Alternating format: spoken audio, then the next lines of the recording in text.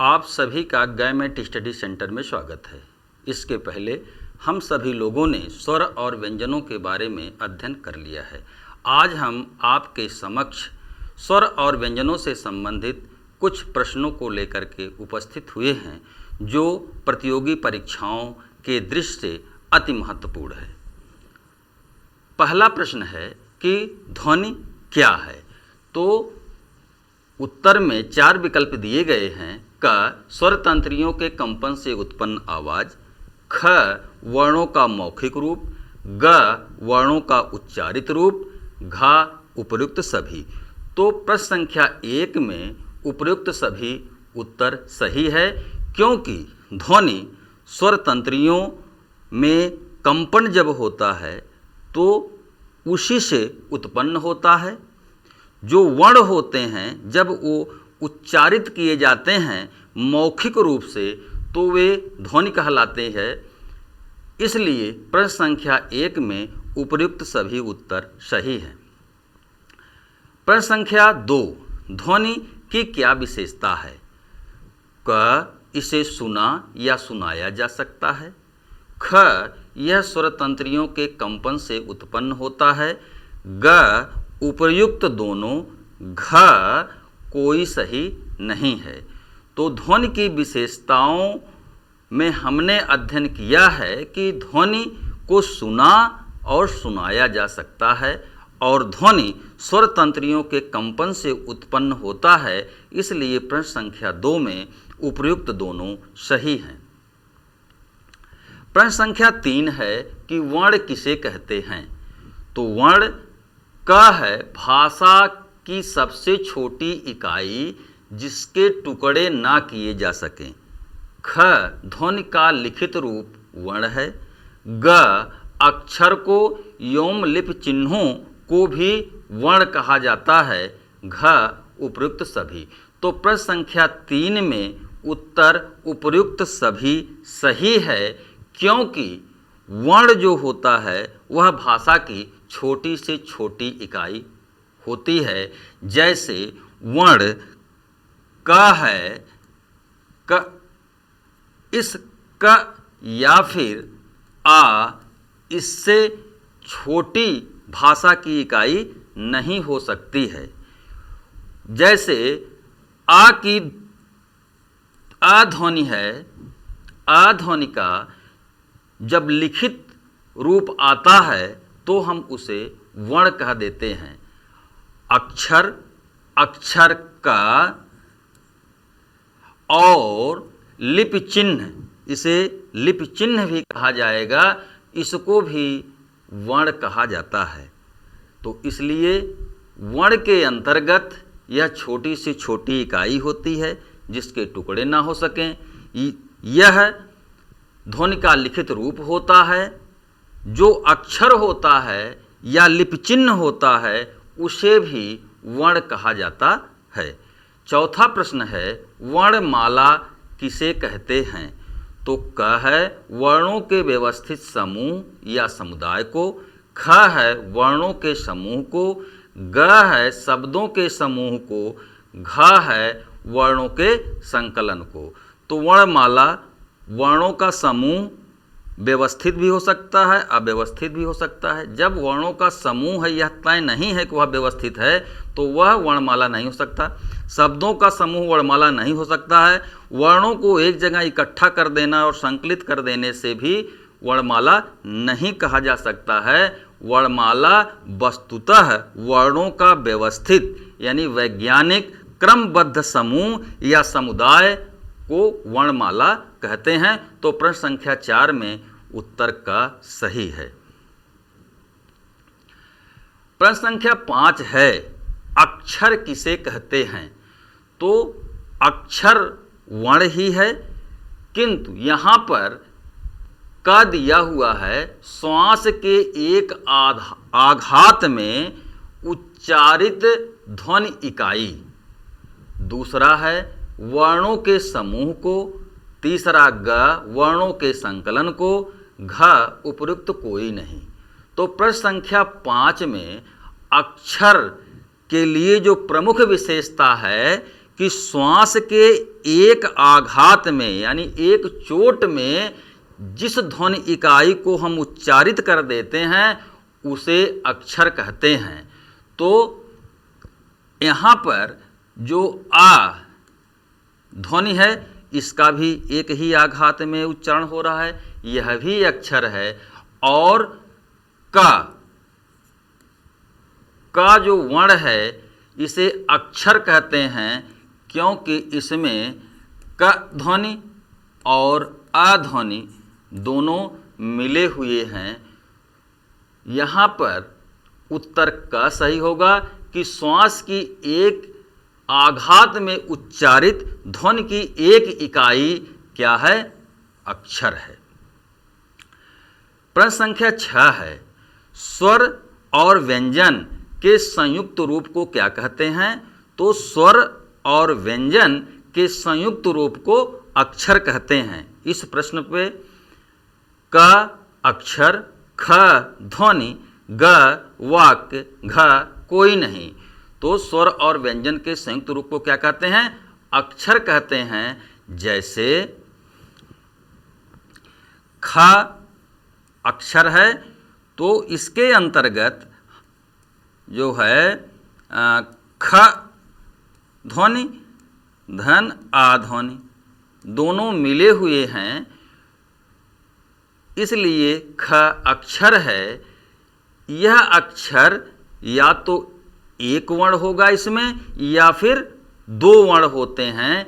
जैसे अ में एक वर्ण है लेकिन क में क धन अ यानी इसमें दो वर्ण हैं, इसलिए प्रश्न संख्या 6 में उत्तर का सही होगा। प्रश्न संख्या 7 पर हम आते हैं कि हिंदी वर्णमाला में कितने प्रकार की ध्वनियाँ हैं। तो हिंदी वर्णमाला में ध्वनियों की संख्या क्या है? 2 है। यह 2 संख्या स्वर और व्यंजन है।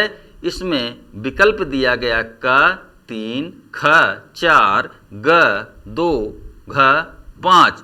तो प्रश्न संख्या 7 में उत्तर ग 2 सही होगा। 8वां प्रश्न है कि हिंदी वर्णमाला में ध्वनियाँ हैं, यानी हिंदी वर्णमाला में कौन कौन सी ध्वनियाँ हैं? क स्वर, ख व्यंजन, ग उपर्युक्त दोनों, घ कोई नहीं। प्रश्न संख्या 8 में जो उत्तर होगा उपर्युक्त दोनों होगा, क्योंकि हिंदी वर्णमाला में 2 तरह की ध्वनियाँ पाई जाती हैं, पहला स्वर और दूसरा व्यंजन। प्रश्न संख्या 9 है कि हिंदी वर्णमाला में कितने वर्ण या अक्षर हैं? हिंदी वर्णमाला में कुल 52 अक्षर या वर्ण हैं। विकल्प दिया गया है क 48, ख 52, ग 54, घ 50। तो हिंदी वर्णमाला में कितने अक्षर हैं? ख 52। प्रश्न संख्या 10 है कि अक्षर का क्या अर्थ होता है? का विकल्प दिया हुआ है, जिसका क्षय या क्षरण ना हो या जिसे खंडित ना किया जा सके। ख है जिसे नष्ट ना किया जा सके। और ग है इसमें एक या दो वर्णों या ध्वनियों का मेल होता है। घ है उपर्युक्त सभी।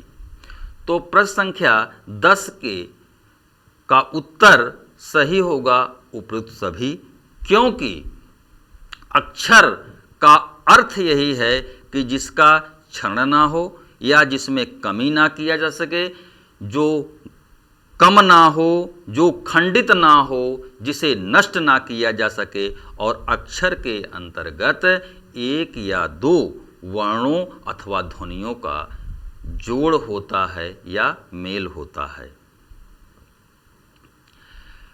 प्रश्न संख्या 11 है कि वे ध्वनियाँ जो स्वतंत्र उच्चारित होती हैं तथा जिनके उच्चारण में वायु अवरुद्ध नहीं होता है उसे कहते हैं क्या कहते हैं? स्वर कहते हैं या व्यंजन कहते हैं या प्लुत कहते हैं या कोई नहीं।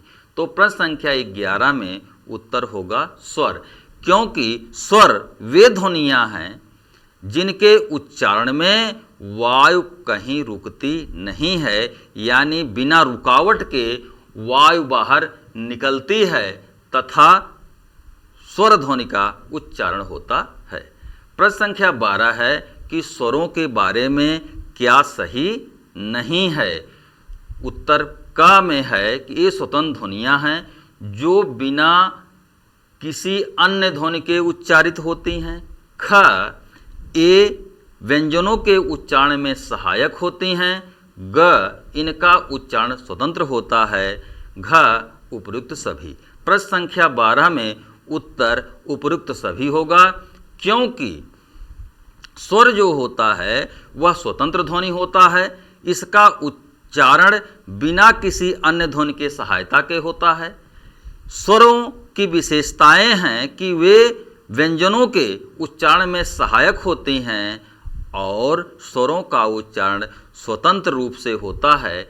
इसलिए प्रश्न संख्या 12 में घ, उपयुक्त सभी सही है।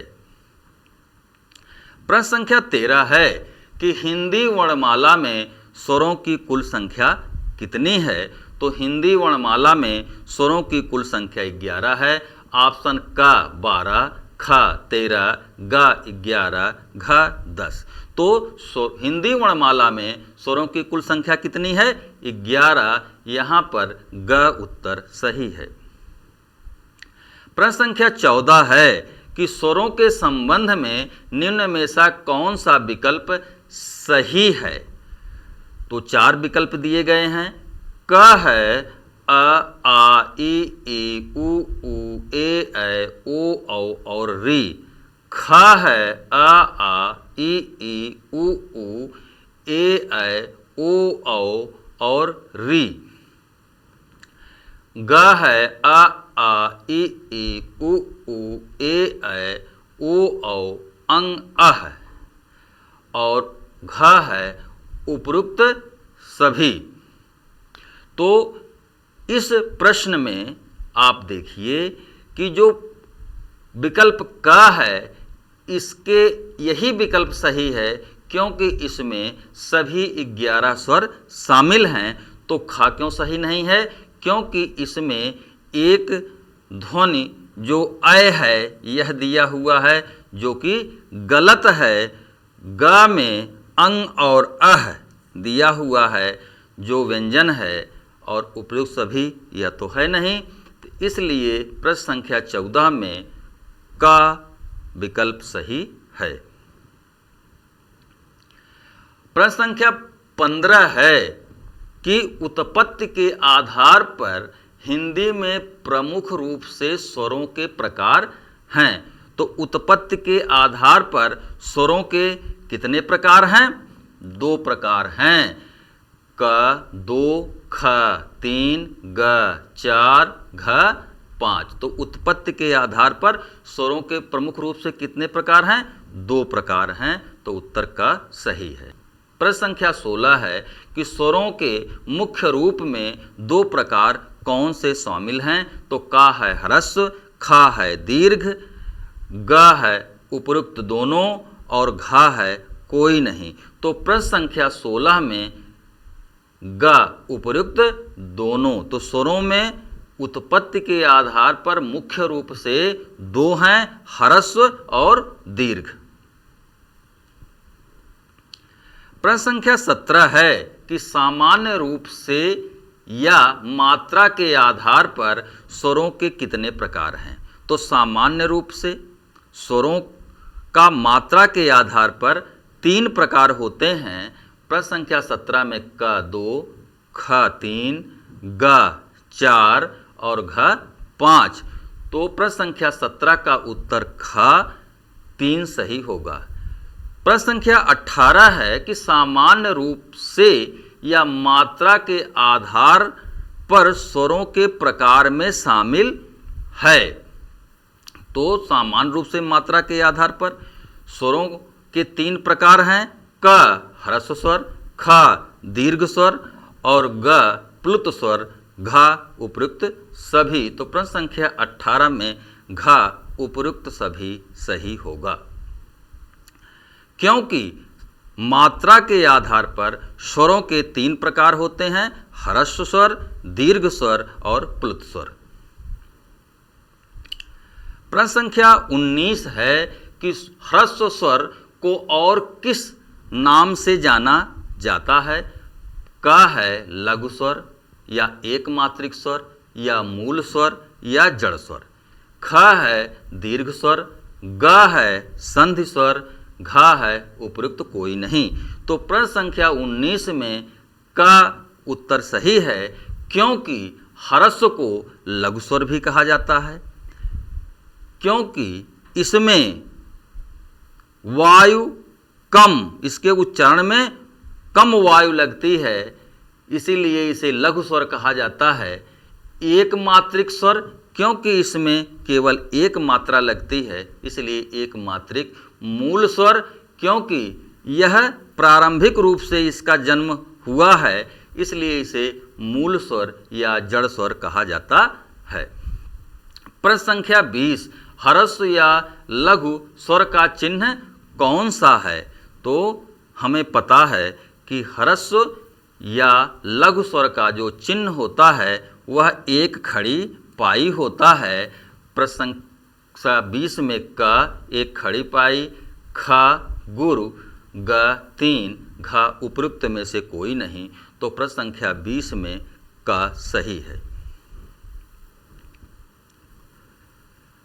अब प्रश्न संख्या हम 21 पर आते हैं कि जिन स्वरों के उच्चारण में कम से कम समय लगता है उसे क्या कहते हैं? क ह्रस्व स्वर, मूल स्वर, बीजाक्षरी स्वर या प्राकृतिक स्वर, ख दीर्घ स्वर, ग प्लुत स्वर और घ उपयुक्त में से कोई नहीं। तो प्रश्न संख्या 1 में का सही है, क्योंकि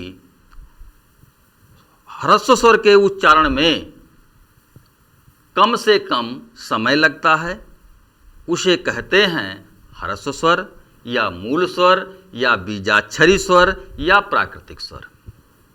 प्रश्न संख्या 22 पर हम आते हैं कि जिन स्वरों के उच्चारण में ह्रस्व स्वर से दुगुना समय लगता है उसे कहते हैं क ह्रस्व स्वर, ख दीर्घ स्वर, ग प्लुत स्वर और घ उपयुक्त में से कोई नहीं। तो प्रश्न संख्या 22 में उत्तर ख दीर्घ स्वर सही होगा, क्योंकि दीर्घ स्वरों के उच्चारण में ह्रस्व स्वर से 2 गुना समय लगता है। इस दीर्घ स्वर को द्विमात्रिक स्वर या कृत्रिम स्वर कहा जाता है। द्विमात्रिक स्वर कहने के पीछे जो कारण है कि इसमें 2 मात्राओं का प्रयोग होता है। जैसे एक वर्ण है आ, इस आ के निर्माण में 2 स्वरों का प्रयोग किया जाता है, आ धन आ बराबर आ, यानी इसके में 2 मात्रा लगी हुई है, इसे द्विमात्रिक स्वर कहा जाता है। कृत्रिम स्वर इसे इसलिए कहा जाता है क्योंकि इसका निर्माण 2 मूल स्वरों अ और आ, 2 मूल स्वरों से मिलकर बना हुआ है। तो प्रश्न संख्या 22 का उत्तर ख सही होगा। अब हम आते हैं प्रश्न संख्या 23 पर। जिन स्वरों के उच्चारण में ह्रस्व से तिगुना और दीर्घ से दुगुना समय लगता है या ज़्यादा समय लगता है उसे कहते हैं क ह्रस्व स्वर, ख दीर्घ स्वर, ग प्लुत स्वर, घ उपयुक्त में से कोई नहीं। तो प्रश्न संख्या 23 में ग उत्तर सही होगा प्लुत स्वर, क्योंकि प्लुत स्वर के उच्चारण में जितना समय ह्रस्व स्वर में लगता है उसका 3 गुना और जितना समय दीर्घ स्वर में लगता है उससे ज़्यादा समय लगता है, इसलिए इसे प्लुत स्वर कहा जाता है। प्रश्न संख्या 24 पर हम आते हैं। प्रश्न संख्या 24 में पूछा गया है कि दीर्घ स्वर को और किस नाम से जाना जाता है। दीर्घ स्वर को क गुरु, ख लघु, ग सजाती, घ उपरुक्त कोई नहीं। तो इसमें उत्तर क सही होगा। दीर्घ स्वर को गुरु भी कहा जाता है। गुरु का तात्पर्य भारी से होता है और इसका जो चिन्ह होता है गुरु का यश की तरह होता है। अब हम आते हैं प्रश्न संख्या 25 पर। प्रश्न संख्या 25 में पूछा गया है कि ओम के उच्चारण में 3 संख्या क्या है। ओम यहाँ देखिए लिखा हुआ है, इसके अंतर्गत जो ये 3 लिखा हुआ है, ये 3 क्या है। क है गुरु, ख है लघु, ग है प्लुत, घ है उपरुक्त में से कोई नहीं। तो प्रश्न संख्या 25 में उत्तर होगा ग प्लुत स्वर, क्योंकि ओम के अंतर्गत जो 3 है यह प्लुत के 3 मात्रा को दिखाता है, यानी प्लुत में स्वर का तिगुना समय लगता है, इसलिए यह उत्तर ग सही होगा। प्रश्न संख्या 26 है कि 2 समान या असमान स्वरों के मेल को वस्तुतः क्या कहा जाता है। 2 समान स्वर जैसे आ और आ, ये दोनों मिलकर के आ बने। जैसे 2 असमान स्वर आ धन उ बराबर ओ। यहाँ पर आ और उ 2 असमान स्वर हैं, तो 2 समान या असमान स्वरों के मेल को वस्तुतः क्या कहा जाता है। क दीर्घ स्वर कहा जाएगा, या लघु स्वर कहा जाएगा, या संधि स्वर कहा जाएगा, या फिर उपयुक्त कोई नहीं। तो प्रश्न संख्या 26 में ग इसे संधि स्वर कहा जाता है। अब हम आते हैं प्रश्न संख्या 27 में। संधि स्वर में कौन कौन से स्वर आते हैं। तो क है दीर्घ स्वर, ख है संयुक्त स्वर या संहित स्वर, ग है उपयुक्त दोनों और घ है उपयुक्त कोई नहीं। तो संधि स्वर के अंतर्गत दीर्घ स्वर और संयुक्त स्वर या संहित स्वर दोनों आते हैं, इसलिए प्रश्न संख्या 27 में ग सही होगा। दीर्घ स्वर जैसे ई और ई मिल करके दीर्घ ई बनता है, और संयुक्त में आ धन उ मिल करके ओ बनता है। यह हुआ संयुक्त स्वर। तो संयुक्त और दीर्घ दोनों मिल करके क्या बनाते हैं, संधि स्वर बनाते हैं। इसमें उत्तर उपयुक्त दोनों सही है। हम आते हैं प्रश्न संख्या 28 पर। दीर्घ स्वर या सजातीय स्वर वस्तुतः कहा जाना चाहिए। क 2 समान ह्रस्व स्वरों के योग को, ख 2 असमान ह्रस्व स्वरों के मेल को, ग उपयुक्त दोनों को, घ उपयुक्त किसी को नहीं। तो प्रश्न संख्या 28 के अंतर्गत दीर्घ स्वर वस्तुतः 2 समान ह्रस्व स्वरों के मेल को कहा जाना चाहिए। जैसे आ ह्रस्व है और आ ह्रस्व है, दोनों मिलकर क्या बना रहे हैं, आ दीर्घ। इसी तरह ह्रस्व ई धन ह्रस्व ई मिलकर क्या बना रहे हैं, दीर्घ ई। इसी तरह ह्रस्व उ धन ह्रस्व उ दोनों मिलकर क्या बना रहे हैं, दीर्घ उ। तो इसको जो है हम समान ह्रस्व स्वरों के योग को क्या कहने चाहिए, हमें दीर्घ कहना चाहिए।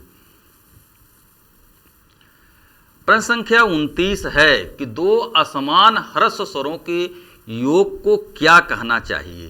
तो क है संयुक्त स्वर, ख है दीर्घ स्वर, ग है उपयुक्त दोनों को, घ है उपयुक्त किसी को नहीं। तो प्रश्न संख्या 29 में क दो असमान ह्रस्व स्वरों के योग को संयुक्त स्वर या संहित स्वर या विजातीय स्वर या मिश्रित स्वर कहा जाना चाहिए। संयुक्त स्वर क्यों कहा जाता है? क्योंकि इसके अंतर्गत दो असमान वर्णों का मेल होता है, स्वरों का मेल होता है। जैसे आ और ई मिलकर के ए बनता है। विजातीय स्वर क्यों कहा जाता है? क्योंकि इसके अंतर्गत एक जाति का आ और ई दूसरी जाति का मिलकर के ए बनते हैं। मिश्रित क्योंकि इसमें दो तरह की ध्वनियों का मिश्रण होता है। आप यहाँ पर समझ लें कि संयुक्त क्यों कहा गया। जैसे आ और ई दोनों मिलते हैं, संयुक्त होते हैं तो ए बनता है। विजातीय क्यों कहे गए? कि इसमें आ एक जाति का है और ई दूसरी जाति का है। मिश्रित क्यों कहा गया? क्योंकि आ और ई दोनों दो जातियों के हैं और मिश्रित हुए हैं, इसलिए यहाँ उत्तर का सही है। अब आते हैं प्रश्न संख्या 30 पर। प्रमुख ह्रस्व स्वर हैं क, आ, ई, उ, री, ख, आ, ई, उ, री, ग उपयुक्त दोनों और घ उपयुक्त कोई नहीं। तो प्रश्न संख्या 30 में क, आ, ई, उ, री सही है, क्योंकि ह्रस्व स्वर के अंतर्गत आ, ई, उ और री यही स्वर आते हैं। प्रश्न संख्या 31 है कि प्रमुख दीर्घ स्वर हैं क, आ, ई, उ, री, ख, आ, ई, उ, ग उपयुक्त दोनों को, घ उपयुक्त किसी को नहीं। तो प्रमुख जो दीर्घ स्वर होते हैं वे होते हैं आ, ई और दीर्घ उ, जिसे मूल दीर्घ स्वर या सजातीय स्वर कहा जाता है। अब प्रश्न संख्या 33 पर हम आते हैं। तो प्रमुख संयुक्त स्वर क्या हैं? क है ए, ऐ, ओ, औ, ख, आ, ई, उ, री, ग उपयुक्त दोनों, घ उपयुक्त किसी को नहीं। तो प्रश्न संख्या 33 में उत्तर का सही है। जो प्रमुख संयुक्त स्वर हैं वे हैं ए, ऐ, ओ और औ। इनकी जो रचना होती है वह आ और ई मिलकर के क्या हो गया? ए हो गया। आ और ए मिलकर के जो हो गया वह क्या हो गया? ए हो गया। आ और उ मिलकर के क्या हो गया? ओ हो गया। आ और ओ मिलकर के क्या हो गया? औ हो गया।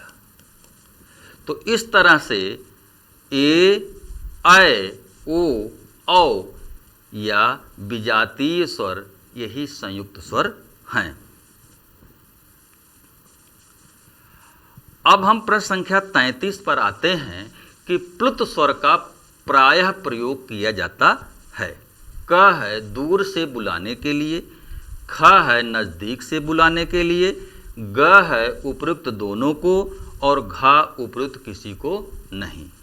तो प्लुत स्वर का प्रायः जो प्रयोग किया जाता है का उत्तर सही है दूर से बुलाने के लिए। संख्या 34 है कि जिह्वा यानी जीभ के उच्चारण में भाग लेने के आधार पर स्वरों के कितने प्रकार होते हैं? क है 4, ख है 3, ग है 2 और घ है उपयुक्त कोई नहीं। तो जीभ के उच्चारण में भाग लेने के आधार पर स्वरों के मुख्यतया 3 प्रकार होते हैं।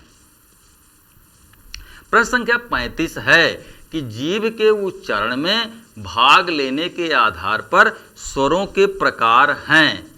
क अग्रस्वर, ख मध्य स्वर और ग पश्च स्वर, घ उपयुक्त तीनों। तो प्रश्न संख्या 35 में उपयुक्त तीनों सही हैं, अग्रस्वर, मध्य स्वर और पश्च स्वर। जिन स्वरों का उच्चारण जिह्वा के जीभ के अग्रभाग से अगले भाग से होता है उन्हें अग्रस्वर, जिन स्वरों का उच्चारण मध्य जिह्वा के मध्य भाग से होता है उसे मध्य स्वर, जिन स्वरों का उच्चारण जिह्वा के पिछले भाग से होता है उसे पश्च स्वर कहा जाता है। प्रश्न संख्या 36 है कि अग्रस्वर में कौन कौन से स्वर आते हैं। तो अग्रस्वर किसे कहते हैं? अग्रस्वर उसे कहते हैं जिसके उच्चारण में जिह्वा का अग्रभाग भाग लेता है। क इसमें है कि ई खा है, ए ग है, उपयुक्त दोनों, घा है, कोई नहीं। तो अग्रस्वर के उच्चारण में ई ए भाग लेता है कौन? जिह्वा का अग्रभाग। इसलिए प्रश्न संख्या 36 में ग उपयुक्त दोनों सही होगा। प्रश्न संख्या 37 है कि मध्य स्वर कौन कौन से हैं। क है अ, ख है ए, ग है ओ और घ है कोई नहीं। तो मध्य स्वर में जिह्वा का मध्य भाग लेता है। स्वर अ के उच्चारण में जिह्वा का मध्य भाग लेता है। इसलिए प्रश्न संख्या 37 में क सही होगा। प्रश्न संख्या 38 है कि पश्च स्वर कौन कौन से हैं। क आ, ख, उ, ग, ओ, औ, आ, घ उपयुक्त सभी। तो पश्च स्वर के अंतर्गत उपयुक्त सभी आते हैं। पश्च स्वर वे स्वर हैं जिसमें जिह्वा का पिछला भाग लेता है। तो पश्च स्वर के अंतर्गत दीर्घ आ, ह्रस्व उ, दीर्घ उ और ओ, औ और आगत ध्वनि आ आती हैं। तो इसलिए प्रश्न संख्या 38 में उपयुक्त सभी सही होगा। प्रश्न संख्या 39 है कि मुंह के खुलने और बंद होने के मात्रा के आधार पर स्वरों के कितने प्रकार हैं। क 5, ख 3, ग 2 और घ 4। तो इसमें उत्तर घ सही होगा। मुंह के खुलने और बंद होने के मात्रा के आधार पर स्वरों के 4 प्रकार होते हैं। प्रश्न संख्या 40 है कि मुंह के खुलने और बंद होने के मात्रा के आधार पर स्वरों के प्रकार हैं। क संवृत स्वर, ख विवृत स्वर, ग उपयुक्त दोनों। तो इसके प्रश्न संख्या 40 में उपयुक्त दोनों सही हैं। प्रश्न संख्या 40 में क और ख दोनों सही हैं। समृत स्वर वे स्वर कहलाते हैं जिसमें मुंह बहुत थोड़ा या ना के बराबर खुला रहे, उसे समृत स्वर। अर्ध समृत स्वर उसे कहते हैं जिसमें या जिसके उच्चारण में मुंह का थोड़ा भाग यानी समृत से थोड़ा ज़्यादा भाग, विवृत के अंतर्गत मुंह ज़्यादा खुला हो, अर्ध विवृत के अंतर्गत वर्णों के उच्चारण में विवृत से कम खुला हो। इसलिए मुंह के खुलने और बंद होने के आधार पर स्वरों के मुख्यतया 4 प्रकार होते हैं। समवृत, अर्ध समवृत, विवृत और अर्ध विवृत। इसलिए प्रश्न संख्या 40 में ग उत्तर सही है। प्रश्न संख्या 41 संवृत स्वर कौन है। यहाँ संवृत का अर्थ है कि जिन स्वरों के उच्चारण में मुंह न के बराबर या बहुत थोड़ा खुलता है उसे संवृत स्वर कहते हैं। इसमें क, ई, उ, ख, ए, ऐ, ओ, औ, ग उपयुक्त दोनों, घ उपयुक्त कोई नहीं। तो प्रश्न संख्या 41 में क सही है। तो समृद्ध स्वर कौन कौन से हैं? ई, उ। प्रश्न संख्या 42 अर्ध समृद्ध स्वर किसे कहते हैं? अर्ध समृद्ध स्वर यानी समृद्ध स्वर से थोड़ा सा ज़्यादा मुंह खुलता है। ऑप्शन है क, ए और ओ, ख है औ और आ, ग है उपयुक्त दोनों और घ है उपयुक्त कोई नहीं। तो अर्ध समृद्ध स्वर जो है वह ए और ओ है। इसमें उत्तर क सही है। अब प्रश्न संख्या 43 है कि विवृत स्वर कौन सा है? विवृत स्वर उसे कहते हैं जिसके उच्चारण में मुंह ज़्यादा खुला होता है, उन्हें विवृत स्वर कहते हैं। तो प्रश्न संख्या 43 में क, ए, ख, आ, ग उपयुक्त दोनों, घ उपयुक्त में से कोई नहीं। तो प्रश्न संख्या 43 में ख, आ विवृत स्वर है, क्योंकि आ के उच्चारण में मुंह ज़्यादा खुला होता है। प्रश्न संख्या 44 है कि अर्ध विवृत स्वर कौन है? तो अर्ध विवृत स्वर उसे कहते हैं जिसके उच्चारण में मुंह विवृत स्वर की अपेक्षा कम खुलता है। प्रश्न संख्या 44 में का ऑप्शन दिया हुआ है ए और औ, ख, ई और आ, ग उपयुक्त दोनों और घ उपयुक्त कोई नहीं। तो प्रश्न संख्या 44 में का, ऐ और ओ दोनों अर्ध विवृत स्वर हैं। इसमें उत्तर क सही है। प्रश्न संख्या 45 है कि ओठों की स्थिति के आधार पर स्वरों के प्रकार हैं। ओठ स्वरों के उच्चारण में किस प्रकार की रचना या किस प्रकार से उनका आकार होता है, इस आधार पर भी स्वरों का विभाजन किया जाता है। क वृत्ताकार, ख अवृत्ताकार, ग उपयुक्त दोनों, घ उपयुक्त कोई नहीं। तो प्रश्न संख्या 45 में ग उपयुक्त दोनों यानी ओठों के स्थिति के आधार पर स्वरों के दो भेद हैं, वृत्ताकार और अवृत्ताकार। वृत्ताकार स्वर वे हैं जिनके उच्चारण में ओठ वृत्त की तरह गोल हो जाता है।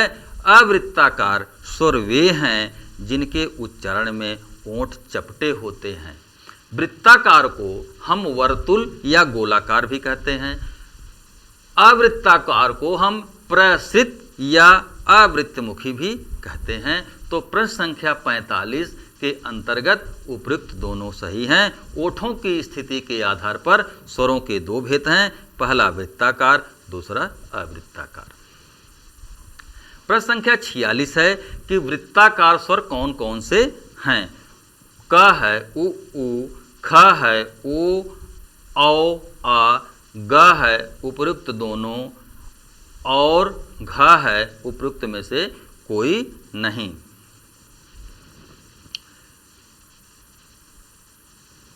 तो यहाँ पर प्रश्न संख्या 46 है कि वृत्ताकार स्वर कौन से हैं? क, उ, ख, औ, ओ, आ, ग उपयुक्त दोनों और घ उपयुक्त कोई नहीं। तो इसमें प्रश्न संख्या 46 में ग सही है, क्योंकि उ के उच्चारण में मुंह गोल हो जाता है। ओ, औ और अ के उच्चारण में भी मुंह गोल हो जाता है, इसलिए प्रश्न संख्या 46 में उपयुक्त दोनों सही हैं।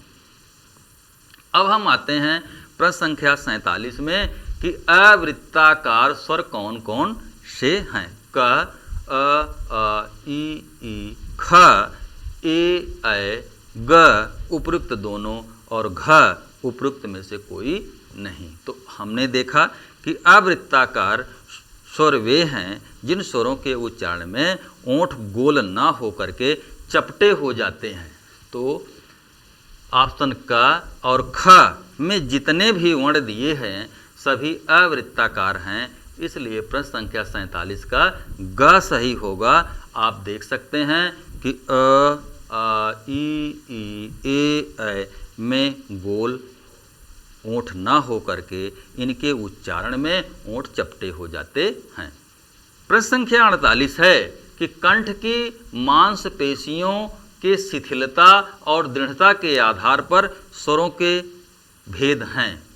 शिथिलता का मतलब हुआ कि ढीलापन और दृढ़ता का मतलब हुआ कठोरपन, यानी कंठ की मांसपेशियों के शिथिलता और दृढ़ता के आधार पर स्वरों के कितने भेद होते हैं। क शिथिल स्वर, ख दृढ़ स्वर, ग उपयुक्त दोनों और घ उपयुक्त में से कोई नहीं।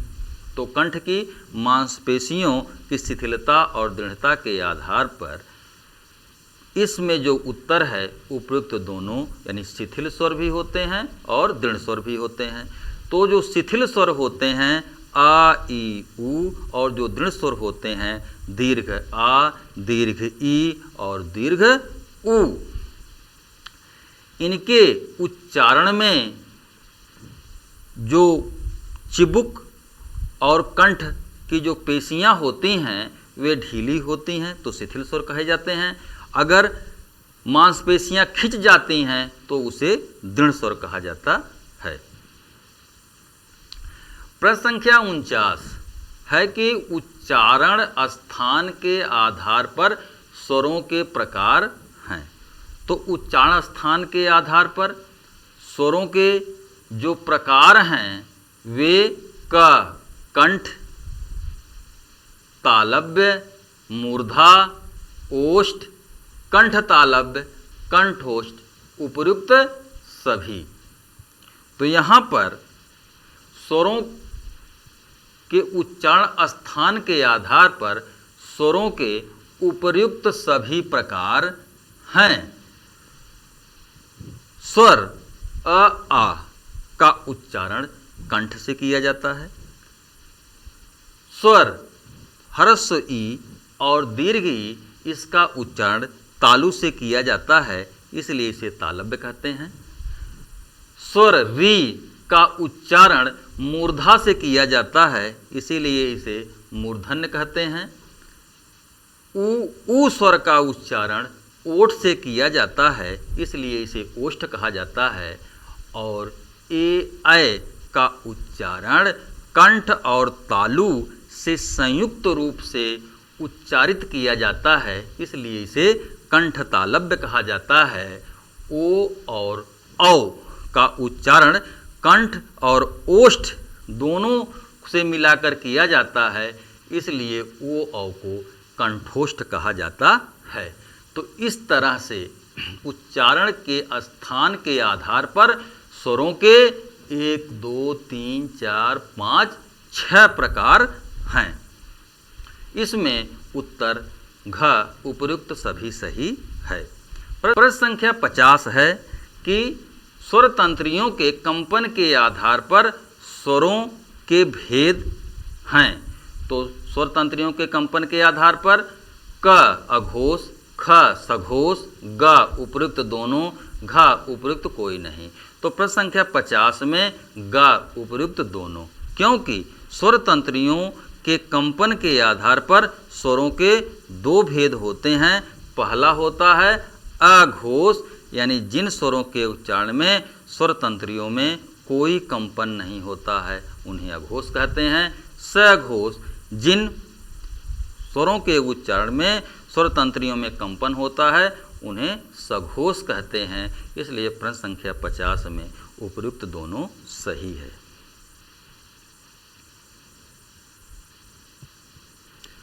अब हम प्रश्न संख्या 51 पर आते हैं कि सभी स्वर प्रायः होते हैं। तो हिंदी मड़वाला में जितने सारे स्वर हैं वे प्रायः होते हैं। क अघोष, ख सघोष, ग उपयुक्त दोनों, घा उपयुक्त कोई नहीं।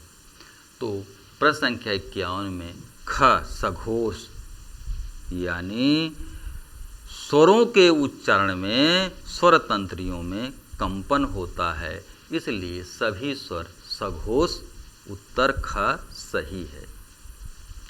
प्रश्न संख्या 52 कौन सा स्वर अघोष है? यहाँ पूछने का तात्पर्य है कि किन स्वरों के उच्चारण में स्वर तंत्रियों में कंपन नहीं होता है?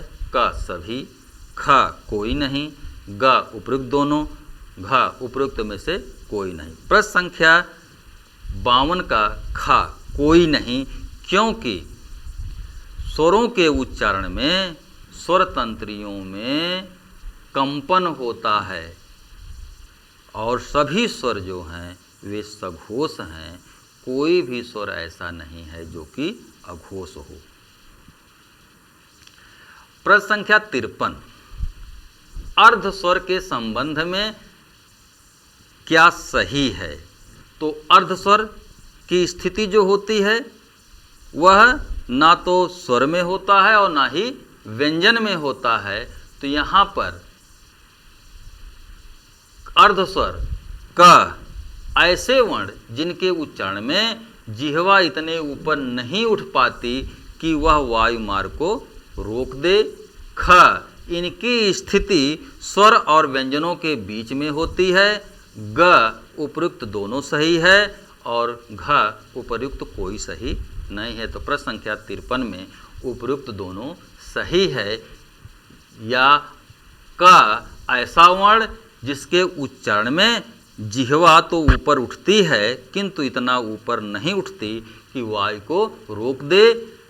दूसरा, इनकी स्थिति अर्ध स्वरों की जो स्थिति है वह स्वर और व्यंजनों के बीच में होती है, इसलिए ग उपयुक्त दोनों सही हैं। प्रश्न संख्या 54 कौन सा स्वर अर्ध स्वर है? क री, ख उ, ग उपयुक्त दोनों, घ उपयुक्त कोई नहीं। तो प्रश्न संख्या 54 में क सही है। री जो है स्वरों में अर्ध स्वर है। प्रश्न संख्या 55 है कि अनुस्वार के संबंध में क्या सही है? क अनुस्वार का अर्थ स्वर के बाद आने वाला। ख अनुस्वार की स्थिति स्वर और व्यंजनों के बीच में होती है। ग इसका उच्चारण नाक से किया जाता है तथा अनुस्वार वर्ण अंग है। घ उपयुक्त सभी सही है। तो प्रश्न संख्या 55 में उपयुक्त सभी सही है, क्योंकि अनुस्वार का तात्पर्य होता है कि स्वर के बाद आने वाला। अनुस्वार की स्थिति स्वर और व्यंजन के बीच में होती है तथा अनुस्वार का उच्चारण नाक से किया जाता है। अनुस्वार जो वर्ण हिंदी में है वह अंग है, इसलिए उपयुक्त सभी सही है। प्रश्न संख्या 56 है कि अनुस्वार का प्रयोग किया जाता है। तो अनुस्वार का प्रयोग का स्पर्श व्यंजन के पंचमा अक्षर के स्थान पर, ख अंतस्थ व्यंजन के आधार पर, ग ऊष व्यंजन के आधार पर, घ उपयुक्त कोई नहीं। तो अनुस्वार का प्रयोग का उत्तर सही है कि स्पर्श व्यंजन के पंचमा अक्षर के स्थान पर किया जाता है। तो स्पर्श व्यंजन के पंचमा अक्षर कौन कौन से हैं? अंग्या, या, अड़ा, न और मा। ए 1 2 3 4 5 जो स्पर्श व्यंजन के 5 वर्ग हैं, पांचों वर्गों में जो पांचवा अक्षर है वह अंग्या, या, ड़, न और मा, ये जो पंचमा अक्षर हैं इनके स्थान पर अनुस्वार का प्रयोग किया जाता है। प्रश्न संख्या 57 है कि अनुस्वार के संबंध में सही है या अनुस्वार के प्रयोग के संबंध में सही है का यह उस वर्ण पर बिंदी के रूप में लगाया जाता है जिस वर्ण के उच्चारण के बाद इसका उच्चारण किया जाता है। ख यह जिस वर्ण के बाद उच्चारित होता है उसके बाद के वर्ण पर बिंदी के रूप में लगा जाता है। ग दोनों सही है, घ उपयुक्त कोई सही नहीं है। तो अनुसार के प्रयोग के संबंध में इसमें उत्तर क सही है, क्योंकि अनुसार का जो प्रयोग किया जाता है वह उस वर्ण के ऊपर बिंदी के रूप में लगाया जाता है, जिसके बाद इसका उच्चारण किया जाता है। जैसे शब्द है कंघा, कंघा। तो कंघा शब्द में क के बाद जो है हम अंग का उच्चारण करते हैं।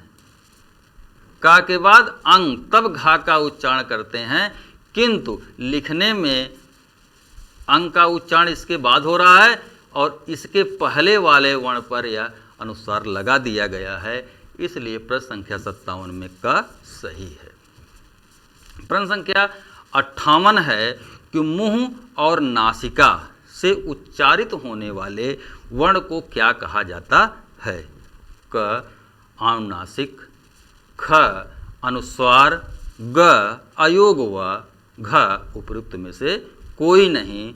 तो मुंह और नासिका से उच्चारित होने वाले वर्ण को अनुनासिक कहा जाता है। इसमें ऑप्शन का सही है। प्रश्न संख्या 59 है, अनुनासिक के संबंध में क्या सही है? क है इसका चिन्ह चंद्र बिंदु है। ख इसका उच्चारण नाक और गले दोनों से सही होता है। घ उपयुक्त दोनों सही है और अन्य उपयुक्त कोई नहीं। प्रश्न संख्या 59 में उत्तर ग उपयुक्त दोनों सही है, क्योंकि अनुनासिक का जो चिन्ह होता है वह चंद्रबिंदु होता है तथा इसका उच्चारण, अनुनासिक का उच्चारण नाक और गले दोनों से होता है। इसलिए प्रश्न संख्या 59 में ग सही है। अब प्रश्न संख्या 60 पर हम आते हैं कि अयोगवाह वर्ण हैं क अंग, ख अह, ग उपयुक्त दोनों, घ उपयुक्त कोई नहीं। तो प्रश्न संख्या 60 में ग उपयुक्त दोनों सही हैं, क्योंकि अयोगवाह के अंतर्गत अंग अनुसार और विसर्ग अह आता है। अयोगवाह कहने के पीछे जो कारण है कि इनका योग ना तो स्वर के साथ होता है और ना ही व्यंजन के साथ होता है, इसलिए ये अयोगवाह कहलाते हैं। अब हम आते हैं प्रश्न संख्या 61 पर। अयोगवाह वर्ण के संबंध में क्या सही है? क है अ वर्ण की सहायता से बोले जाने के कारण ये अयोगवाह हैं। ख इनका योग स्वर और व्यंजनों से ना होने के कारण ये अयोगवाह हैं। ग ये स्वर के साथ उच्चारित होते हैं, किंतु ये ना तो स्वर हैं और ना ही व्यंजन हैं। घ उपयुक्त सभी सही है। तो प्रश्न संख्या 61 में उपयुक्त सभी सही है, क्योंकि अयोगवाह जो वर्ण होते हैं वे अ की सहायता से बोले जाते हैं। जैसे अंग, अंग जो है ये भी आ की सहायता से बोला जा रहा है और अह जो है यह भी आ की सहायता से बोला जा रहा है।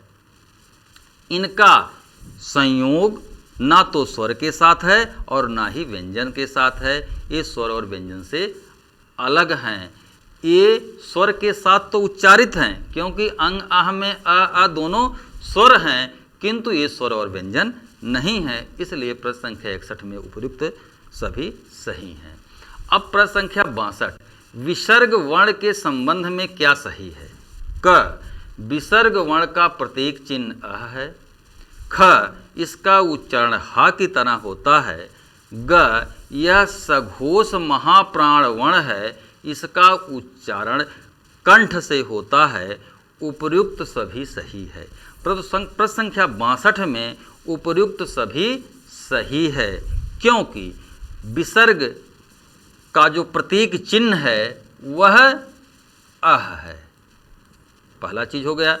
दूसरा क्या है कि अह के उच्चारण में हकार की ध्वनि, ह की ध्वनि आती है, इसलिए यह भी सही है। यह सघोष व्यंजन है। सघोष व्यंजन किसे कहते हैं कि जिसमें स्वर तंत्रियाँ कंपित हों या जिनमें स्वर तंत्रियों में कंपन हो, वे सघोष कहलाते हैं। तो अह में स्वर तंत्रियों में कंपन होता है, इसलिए यह सघोष है। यह महाप्राण क्यों है? क्योंकि इसके उच्चारण में अल्प प्राण से ज़्यादा वायु लगती है, इसलिए यह महाप्राण है। और अह का उच्चारण कंठ से होता है, इसलिए यह कंठ ध्वनि है। प्रश्न संख्या 62 में उपर्युक्त सभी सही है। अब प्रश्न संख्या 63, अनुस्वार के संबंध में क्या सही है? क, अनुस्वार का उच्चारण नासिका से होता है। ख, यह सघोष वर्ण होता है। ग, यह महाप्राण वर्ण होता है। घ, उपर्युक्त सभी। प्रश्न संख्या 63 में उपर्युक्त सभी सही है, क्योंकि अनुस्वार का उच्चारण नासिका से किया जाता है। जैसे अंग, अंग का उच्चारण नासिका से होने के कारण इसे अनुस्वार कहा जाता है। यह सघोष वर्ण है, इसके उच्चारण में स्वर तंत्रियों में कंपन होता है। यह महाप्राण व्यंजन है, क्योंकि इसके उच्चारण में अल्प प्राण की अपेक्षा ज़्यादा वायु लगती है। प्रश्न संख्या 63 में उपर्युक्त सभी सही हैं। प्रश्न है कि 64, आगत स्वर कौन सा है? यानी निम्न में से आगत स्वर कौन है? क, आ, ख, ए, ग, आ और घ उपर्युक्त में से कोई नहीं। तो प्रश्न संख्या 64 में जो उत्तर वह का सही है। आ आगत ध्वनि है। यह अंग्रेजी से हिंदी में आया है। जैसे डॉक्टर आप लिखते हैं तो डॉक्टर में ऊपर जो आ की ध्वनि लगती है यही आगत ध्वनि है। अब 65 नंबर प्रश्न है कि अर्धवृत्ताकार और तत्सम स्वर किसे कहते हैं? तो अर्धवृत्ताकार और तत्सम स्वर के अंतर्गत क, री, ख, ए, ग, आ, घ उपर्युक्त कोई नहीं।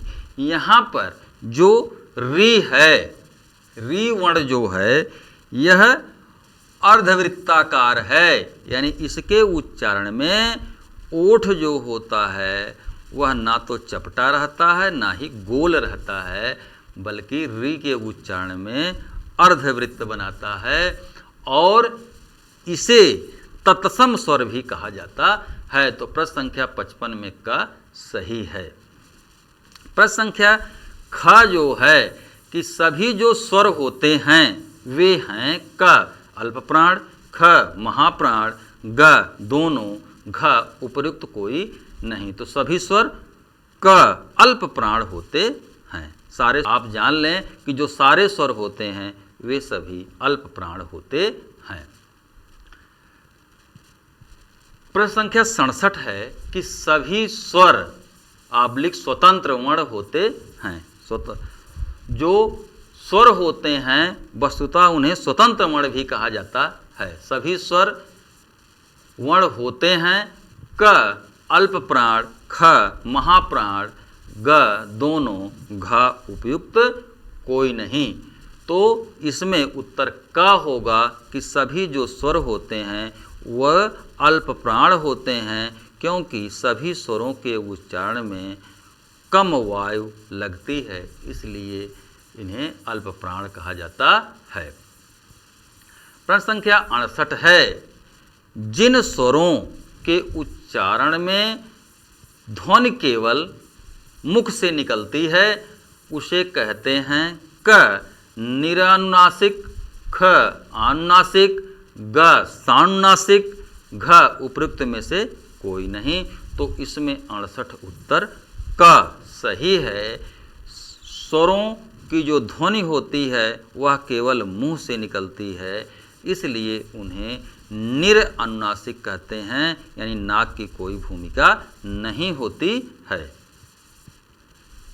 अब आते हैं प्रश्न संख्या 69 में कि स्वरों के उच्चारण में लगने वाले समय को क्या कहते हैं। क मात्रा, ख अनुनासिक, ग सानुनासिक और घ उपयुक्त कोई नहीं। तो स्वरों के उच्चारण में लगने वाले समय को क्या बोलते हैं, मात्रा बोलते हैं। क सही है। प्रश्न संख्या 70 है कि लिपि चिन्हों के क्रमबद्ध समूह को क्या कहते हैं। क वर्णमाला, ख वर्ण समूह, ग अक्षर, घ उपयुक्त कोई नहीं। तो लिपि चिन्हों के क्रमबद्ध समूह को वर्णमाला कहते हैं। उत्तर क सही है। प्रश्न संख्या 71 है कि हिंदी वर्णमाला किस लिपि में लिखी जाती है। क देवनागरी, ख ब्राह्मी, ग खरोष्टी और घ आर्मेय। तो हिंदी जो लिखी जाती है वह देवनागरी लिपि में लिखी जाती है। उत्तर का सही है। प्रश्न संख्या 72 कि देवनागरी लिपि लिखी जाती है। क बाएं से दाएं, ख दाएं से बाएं, ग दोनों सही है, घ कोई सही नहीं है। तो देवनागरी लिपि जो लिखी जाती है वह बाएं से दाएं लिखी जाती है, इसलिए उत्तर का सही है। प्रश्न संख्या 73 व्यंजन वर्णों या परतंत्र वर्ण के संदर्भ में क्या सही है। तो व्यंजन वर्ण को परतंत्र वर्ण भी कहा जाता है, क्योंकि इसका उच्चारण बिना आ की सहायता या स्वरों की सहायता के नहीं हो सकता है, इसीलिए इन्हें परतंत्र वर्ण कहा जाता है। तो प्रश्न संख्या 73 में क इनका उच्चारण स्वतंत्र रूप से नहीं होता है, क्योंकि ये परतंत्र होते हैं। ख ये स्वर के सहायता से ही उच्चारित किए जा सकते हैं। ग यह आ वर्ण की सहायता से उच्चारित किए जाते हैं। सभी सही है। तो प्रश्न संख्या 73 में घ सभी सही है, क्योंकि व्यंजनों का जो उच्चारण होता है वह स्वतंत्र रूप से नहीं होता है। ये स्वर के सहायता से ही उच्चारित किए जा सकते हैं और स्वरों में आ स्वर की सहायता से उच्चारित होते हैं, इसलिए प्रश्न संख्या 73 में घ सभी सही है। अब प्रश्न संख्या 74 हिंदी वर्णमाला में व्यंजनों की कुल संख्या कितनी है। तो हिंदी वर्णमाला में व्यंजनों की संख्या का जो ये ऑप्शन दिया हुआ है, क 39, ख 34, ग 35 और घ कोई नहीं। तो हिंदी वर्णमाला में व्यंजनों की कुल संख्या कितनी है, 39 का उत्तर सही है। और इस 39 व्यंजनों में 25 आपके स्पर्श व्यंजन आते हैं। क वर्ग से लेकर म वर्ग तक 25 व्यंजन, 4 ऊष्म व्यंजन आते हैं, स ख श ह और 4 अंतस्थ व्यंजन आते हैं, य र ल व और 4 संयुक्त व्यंजन आते हैं, छ त्र ज्ञ स्र और 2 उच्छिप्त व्यंजन आते हैं, ढ और ढ। इसलिए प्रश्न संख्या 74 में क सही होगा। अब 75 है कि हिंदी वर्णमाला में मूल रूप से व्यंजनों की संख्या कुल कितनी होती है। क है 33, ख है 34, ग है 35, घ है कोई नहीं। तो हिंदी वर्णमाला में मूल रूप से व्यंजनों की संख्या 33 होती है। उत्तर क सही है, जिसमें 25 स्पर्श व्यंजन, 4 अंतस्थ व्यंजन और 4 ऊष्म व्यंजन शामिल किए जाते हैं। तो अंतस्थ व्यंजन, ऊष्म व्यंजन और स्पर्श व्यंजन को मिलाकर व्यंजनों की कुल संख्या कितनी होती है, 33 होती है। प्रश्न संख्या 76 है हिंदी वर्णमाला में स्पर्श व्यंजनों की कुल संख्या कितनी है। क 33, ख 25, ग 35 और घ कोई नहीं। तो प्रश्न संख्या 76 में ख 25 सही है। हिंदी वर्णमाला में स्पर्श व्यंजनों की जो कुल संख्या है वह 25 है। वह क वर्ग से लेकर के म वर्ग तक क ख ग घ अंज्ञा, च छ ज झ अड़, त थ द ध न, प फ ब भ म। इस तरह हिंदी वर्णमाला में कुल 25 व्यंजन होते हैं स्पर्श। प्रश्न संख्या 77, हिंदी वर्णमाला में उच्छिप्त व्यंजनों की संख्या कितनी है? तो प्रश्न का 77 के अंतर्गत क 3, ख 2, ग 4, घ कोई नहीं। तो प्रश्न संख्या 77 में ख 2 सही है, ड़ और ढ। उच्छिप्त व्यंजन इन्हें क्यों कहा जाता है? क्योंकि इनके उच्चारण में जिह्वा मूर्धा के पास जाती है और झटके से नीचे गिरती है, इसलिए इन्हें उच्छिप्त व्यंजन कहा जाता है। हिंदी में 2 ही उच्छिप्त व्यंजन हैं, जो है ड़ और ढ। 78 क्वेश्चन है कि हिंदी वर्णमाला में संयुक्त व्यंजनों की संख्या कुल कितनी है? क 3, ख 4, ग 5 और घ कोई नहीं। तो हिंदी वर्णमाला में संयुक्त व्यंजनों की कुल संख्या 4। ख सही है।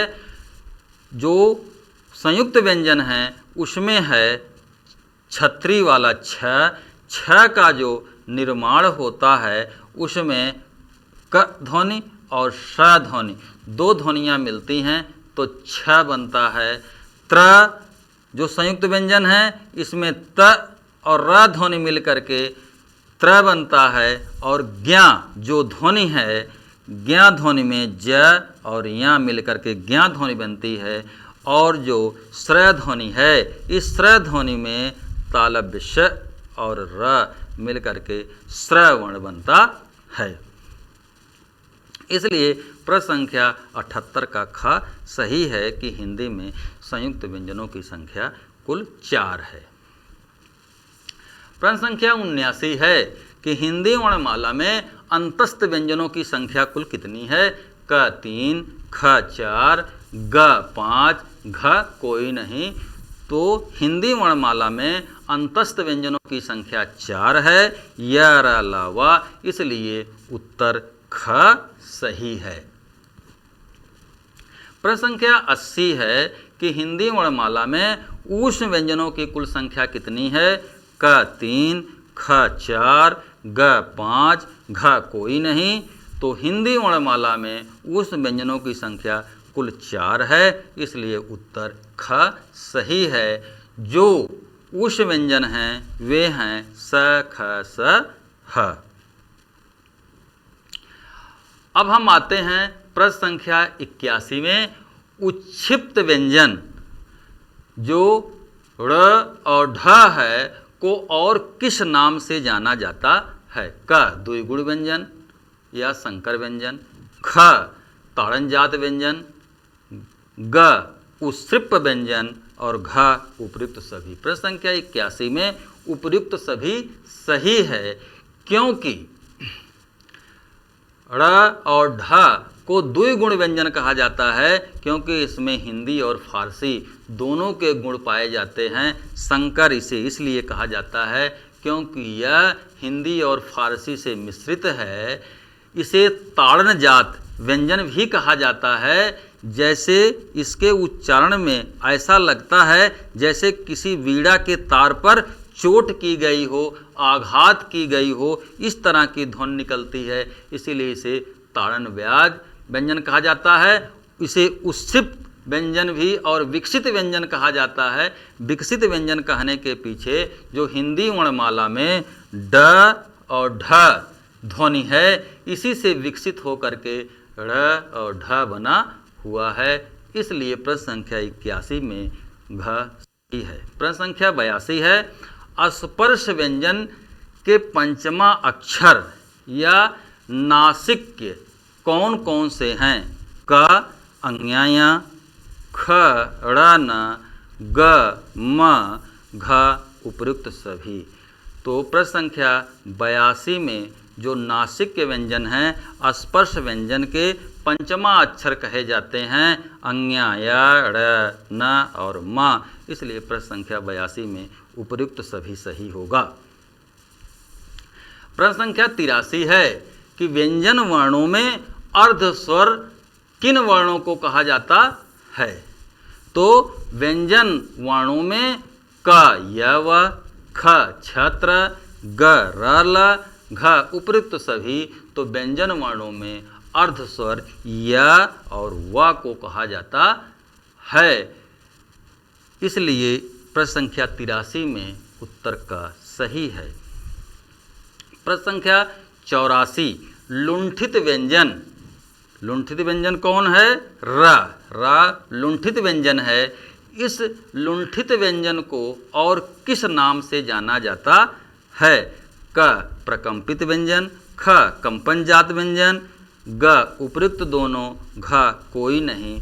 तो इस लुंठित व्यंजन को प्रकंपित व्यंजन और कंपनजात व्यंजन दोनों कहा जाता है, इसलिए उत्तर ग सही है।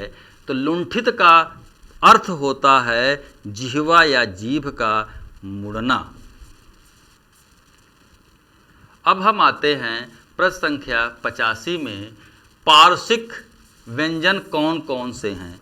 तो हिंदी में पार्श्विक व्यंजन क य, ख र, ग ल और घ उपयुक्त सभी। तो हिंदी में पार्श्विक व्यंजन ल है, क्योंकि इसके उच्चारण में जिह्वा दोनों पार्श्वों में एक खिड़की बनाती है, उससे रगड़ खाते हुए वायु निकलती है और ल वर्ण का उच्चारण होता है। इसलिए प्रश्न संख्या 85 में ग सही है। 86, निम्न में से किस वर्ण का उच्चारण स्थान सही है? या का तालु से, ख रा का मूर्धा और वा का दंतोष्ठ, ला का वर्ष, घ उपयुक्त सभी। तो प्रश्न संख्या 86 में उत्तर उपयुक्त सभी है, क्योंकि य वर्ण का उच्चारण तालु से किया जाता है, र वर्ण का उच्चारण मूर्धा से किया जाता है और व वर्ण का उच्चारण दंत और ओष्ठ दोनों से किया जाता है, और ला का उच्चारण वर्ष यानी दंत मूल, दांत ऊपरी दांत जहाँ से निकलता है उसे दंतमूल कहते हैं, वहाँ से उच्चारण किया जाता है। प्रश्न संख्या 86 में उपयुक्त सभी सही है। प्रश्न संख्या 87 है, काकल्य वर्ण हा कंठ को किस नाम से जाना जाता है? तो काकल्य वर्ण हा को काकल्य वर्ण भी कहा जाता है और इसका उच्चारण कहाँ से होता है? कंठ से होता है। प्रश्न संख्या 87 का ऊष्म संघर्षी, ख सघोष, ग स्वर यंत्रमुखी और घ उपयुक्त सभी। प्रश्न संख्या 87 का उत्तर उपयुक्त सभी है, क्योंकि काकल्य वर्ण ह जो है वह ऊष्म संघर्षी भी है, वह सघोष भी है, वह स्वर यंत्र मुखी भी है, इसलिए इसमें सभी उत्तर सही है। प्रश्न संख्या 88 है कि तालव्य स, मूर्धन्य स, दंत स और ह को ऊष्म व्यंजन जो हैं इनका उच्चारण स्थान क्या है? क तालव्य स का तालु से, मूर्धन्य स का मूर्धा से, दंत स का दंत से और ह का कंठ से, घ उपयुक्त सभी सही हैं। तो इस प्रश्न में उपयुक्त सभी उत्तर सही है, क्योंकि तालव्य स का तालु से, मूर्धन्य स का मूर्धा से, दंत स का दांत से और ह का उच्चारण कंठ से किया जाता है। अब प्रश्न संख्या 89 में आते हैं कि स्पर्श व्यंजन के उच्चारण स्थान का सही जोड़ा छांटिए। कंठ वर्ग का या क वर्ग का उच्चारण कंठ से होता है, च वर्ग का उच्चारण तालव्य से होता है, टा वर्ग का उच्चारण मूर्धा से होता है, उपयुक्त सभी सही है। तो इसमें उत्तर उपयुक्त सभी सही है। का खा गा घा अंग्या का कंठ से, चा छा जा छा या का तालु से, टा ठा डा ढा ड़ा का मूर्धा से, इसमें सभी सही है। प्रश्न संख्या 90 है, निम्न स्पर्श व्यंजनों के उच्चारण स्थान के संबंध में क्या सही है? क है त वर्ग का उच्चारण दंत से होता है, प वर्ग का उच्चारण ओष्ठ से होता है, ग है उपयुक्त दोनों सही है, घ है कोई सही नहीं है। तो प्रश्न संख्या 90 में उपयुक्त दोनों सही है, क्योंकि त वर्ग थ द ध न का उच्चारण दंत से होता है और प वर्ग प फ ब भ म का उच्चारण ओष्ठ से होता है, इसलिए इसमें उपयुक्त दोनों सही हैं।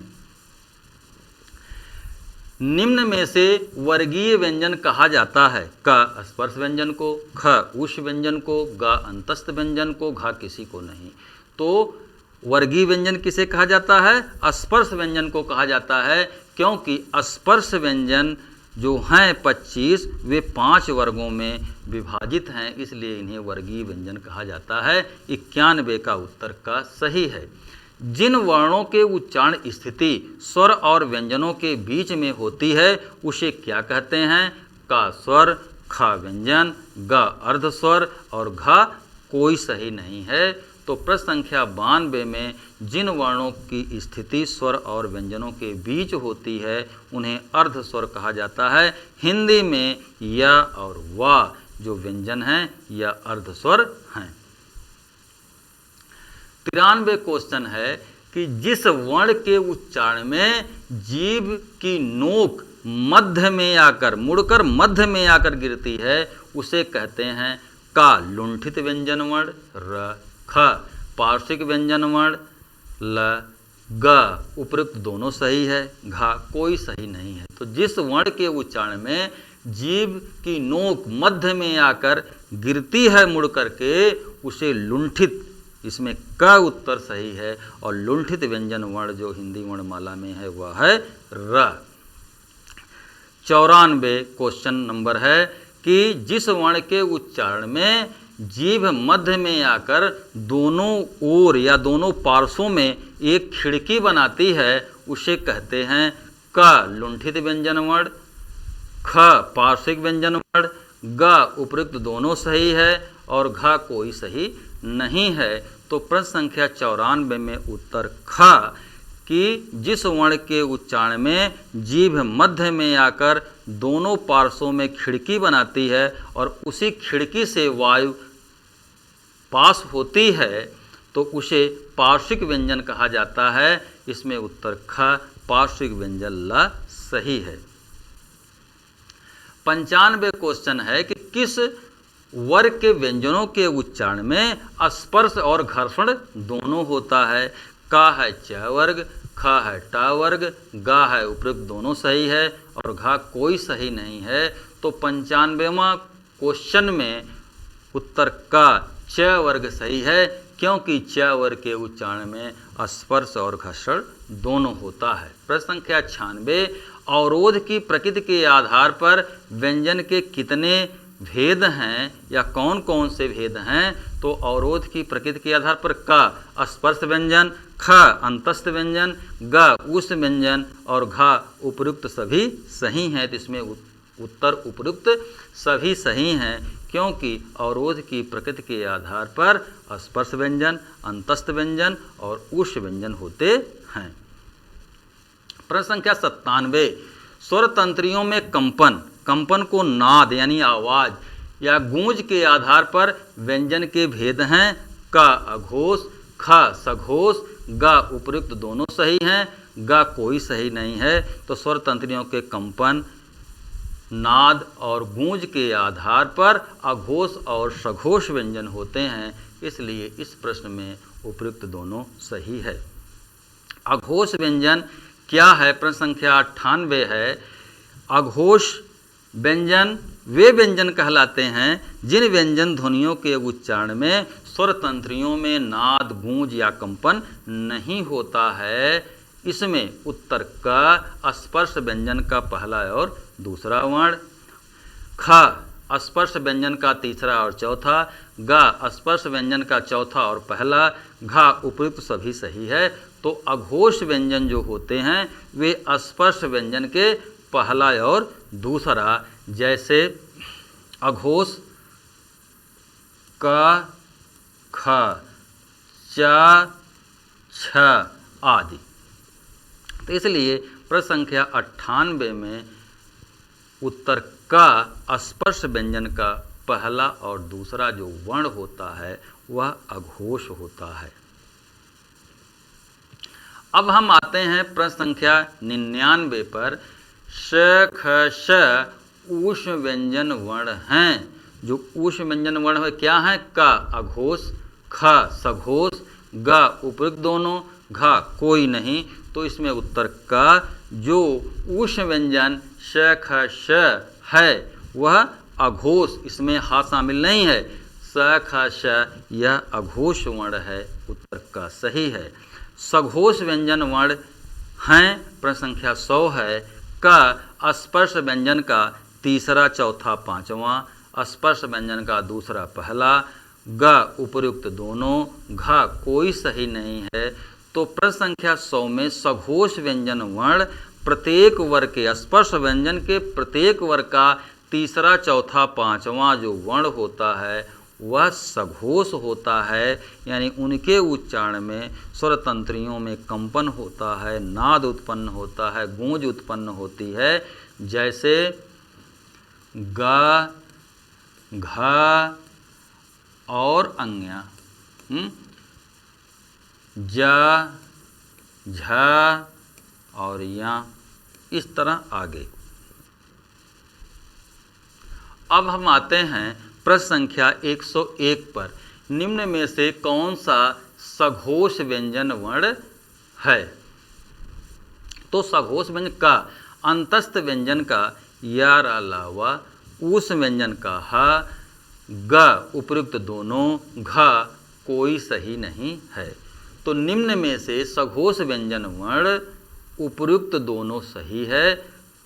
अंतस्थ व्यंजन का जो य, र, ल, व और ऊष व्यंजन का हा वर्ण होता है, यह 4 1 5 वर्ण जो होते हैं ये सघोष व्यंजन कहलाते हैं। प्रश्न संख्या 102, उच्चारण में लगे प्रयत्न या प्राण वायु के आधार पर व्यंजनों के प्रकार हैं। पहला है अल्प प्राण, दूसरा ख महाप्राण, तीसरा ग उपर्युक्त दोनों, घ कोई सही नहीं है।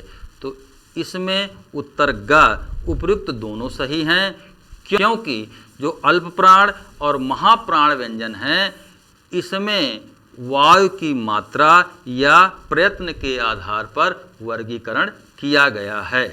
तो अल्प प्राण व्यंजन के अंतर्गत स्पर्श व्यंजन का पहला, तीसरा, पांचवा यानी 1 3 5 जो वर्ण हैं वह अल्प प्राण है। महाप्राण व्यंजन में कौन से व्यंजन हैं? स्पर्श व्यंजन का दूसरा और चौथा वर्ण तथा ऊष व्यंजन का स ख श ह जो वर्ण हैं वही महाप्राण व्यंजन कहलाते हैं, क्योंकि महाप्राण व्यंजन में अल्प प्राण की अपेक्षा दुगना वायु लगती है। इसलिए प्रश्न संख्या 102 में ग उपर्युक्त दोनों सही हैं। प्रश्न संख्या 103, जब एक समान, एक स्वर रहित तथा स्वर सहित वर्ण परस्पर मिलते हैं तो उन्हें कहते हैं, यानी एक समान, एक स्वर रहित और दूसरा स्वर सहित। का द्वित्व व्यंजन, ख संयुक्त व्यंजन, ग उपर्युक्त दोनों, घ कोई सही नहीं है। तो प्रश्न संख्या 103 में का द्वित्व व्यंजन, क्योंकि द्वित्व व्यंजन के अंतर्गत एक समान वर्ण इसमें आते हैं तथा एक व्यंजन स्वर रहित होता है, इसमें स्वर नहीं होता है, और दूसरा व्यंजन जो होता है स्वर सहित होता है। जैसे एक शब्द है पक्का, पक्का, तो पक्का में आधा का और पूरा का यह द्वित्व है, इसमें का धन का ये स्वर रहित है, यह स्वर युक्त व्यंजन है, इसलिए इसे द्वित्व व्यंजन या युग्मक व्यंजन भी कहा जाता है। प्रश्न संख्या 104 है, एक स्वर रहित व्यंजन किसी अन्य स्वर युक्त व्यंजन के योग से मिलने वाले वर्ण को कहते हैं। का संयुक्ताक्षर, ख महाप्राण, ग उपर्युक्त दोनों, घ कोई सही नहीं है। तो प्रश्न संख्या 104 में का संयुक्ताक्षर सही है। जैसे शब्द तुम्हारा है तो इसमें मह जो म है आधा, यह जो है स्वर रहित है, एक जाति का है, और हा स्वर युक्त है, यह दूसरी जाति का है, इसलिए प्रश्न संख्या 104 में का उत्तर सही है। प्रश्न संख्या 105 है, हिंदी में फारसी से आगत ध्वनि है क ज फ, ख क च, ग उपयुक्त दोनों, घ कोई सही नहीं है। तो प्रश्न संख्या 105 में ज और फ यह फारसी से आगत ध्वनि है। जैसे शब्द है जबान, जबान में ज के नीचे बिंदी, फना में फ के नीचे बिंदी, इसलिए प्रश्न संख्या 105 में का सही है। प्रश्न संख्या 106, अनुस्वार अंग और विसर्ग अह ध्वनियाँ होती हैं का व्यंजन ध्वनियाँ, ख स्वर ध्वनियाँ, ग उपयुक्त दोनों, घ कोई सही नहीं है। तो इसमें अंग और अह दोनों व्यंजन ध्वनियाँ होती हैं, उत्तर क सही है।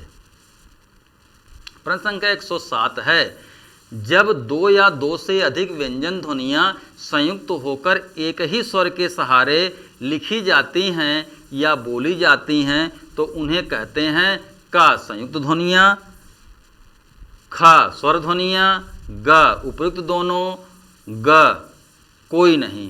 तो इसमें का उत्तर सही संयुक्त ध्वनियाँ हैं।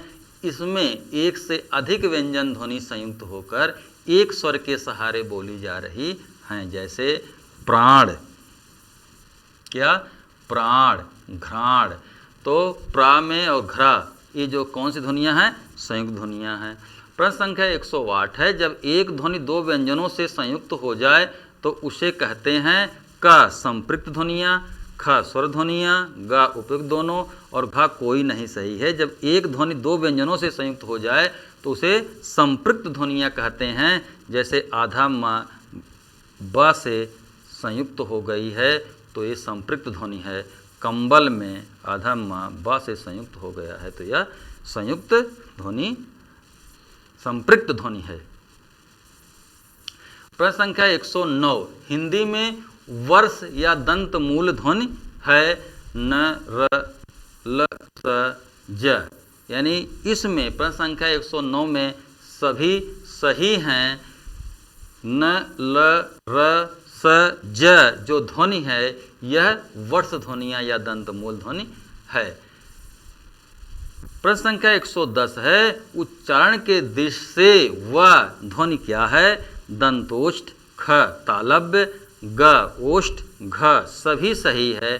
तो उच्चारण के दृष्टि से व दंतोष्ठ, व का उच्चारण दांत और ओठ दोनों के सम्मिलित रूप से होता है, इसीलिए व दंतोष्ठ ध्वनि है। प्रश्न संख्या 111 है, निम्न में से किस वर्ण से शब्द का प्रारंभ नहीं होता, यानी निम्न में से कौन सा वर्ण ऐसा जिससे शब्द की शुरुआत नहीं होती है। क है, ड, ख है, अंग्या, ग है, ज और घ है, सभी सही है। तो इसमें अंग्या जो ध्वनि है इससे किसी शब्द की शुरुआत नहीं होती। प्रश्न संख्या 111 में ख सही है, अंग्या। अब प्रश्न संख्या 112 है कि हिंदी में कौन कौन से वर्ण अमानक वर्ण माने जाते हैं।